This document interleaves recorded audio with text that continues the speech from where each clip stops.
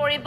বিপদত আইনত পৰিণত হ'ল ৰাষ্ট্ৰপতি দ্ৰৌপদী মুৰ্মুৱে স্বাক্ষৰ কৰিছে অনলাইন গেম এতিয়া সম্পূৰ্ণৰূপে নিষিদ্ধ হৈ পৰিছে बरायबाय फिन खेबसे बयखौबो तो जायफ्रा मोजां मोनो एसे नायलांदोलाय आरो भिडिअ मानि सायाव जागोन मिथिखाबाय टाइटेल बा थाम्बनेलावहाय नायनानै जोबोद दुखुनांथाव तो जायफ्रा गेम गेलेनानै बिराद मोजां मोनो ना दा जोङो पार्लामेन्टआवहाय उत्थापन खालामनायखौ नुनो मोनदों तो फाइनाली गेम माखासेयाहाय बन्द जाजोबसिगोन बायदि मोनदों गोबांफोरा बेबायदिनो बेवहाय लसबो जादों आरो खायफाया माने धंस जालांजोबदों आरो साफा जाजोबदों आरोना तो बेफोरो अलरेडि माने स्केम जाखायो आरो फ्रड बेफोर गासैबो ना तो गोबांफोरा बेबायदिनो धंस जालांगासिनो दं गेम बायदिसिना गेमलिंफोरखौ इनस्टल खालामो आरो गेलेयो ना तो जोङो दा उत्थापन खालामनायखौ नुनो मोनदों पार्लामेन्टआवहाय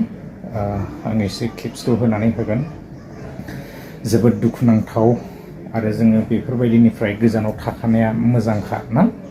तो बेफोर मालाबाबो जेनुइन नङा आरो जोंखौ फोजोबस्रांनायनि लामायावसोखा बेफोर ना नाथाय मोनथिखायो मानसिफोरा थेवबो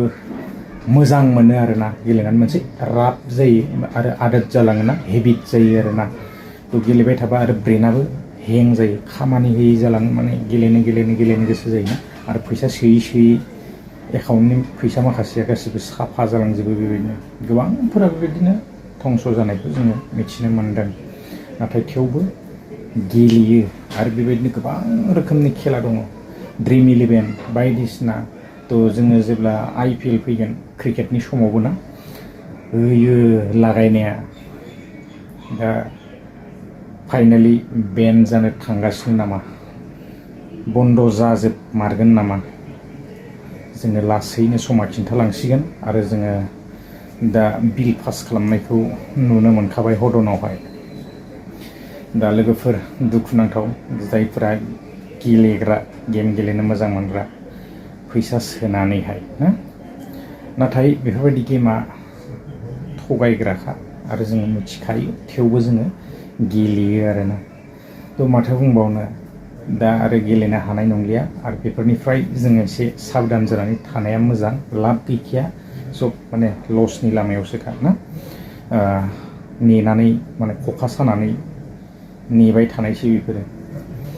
दा बेलेग खामानि गैया बिसना खालि बिदिनो खामायनाय आरोना दा जोङो मिथिखानांगौ जोङो बिनिफ्राय एसे गोजानाव था गोबां माने खम बैसोनि गथ'फ्राबो गेमल'खा गेम मबाइल नङाबाथ' जाखाला आजिखालि ना गेम नांगौ खालि दा गेमनिफ्राय जोङो जेसेबां गोजानाव थानो हागोन एसेबांनो बासिगोन आरोना नङाबा नोंनि न'खरनिफ्राय लानानै गासैबो पार्सेन्टेज जोबस्रांलांजोबनो हागौ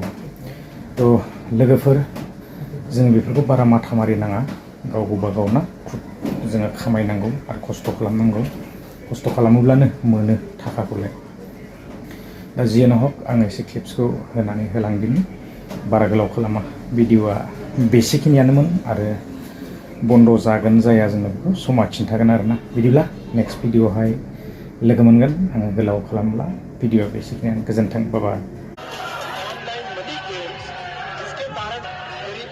एक अनुमान है कि 45 करोड़ लोग इसकी चपेट में आ चुके हैं 20,000 करोड़ रुपए से ज्यादा राशि हमारे मध्यम वर्ग के परिवारों के मेहनत की कमाई इसमें नष्ट हो गई है Those against it, please say no. I think the ayes have it, the bill is passed.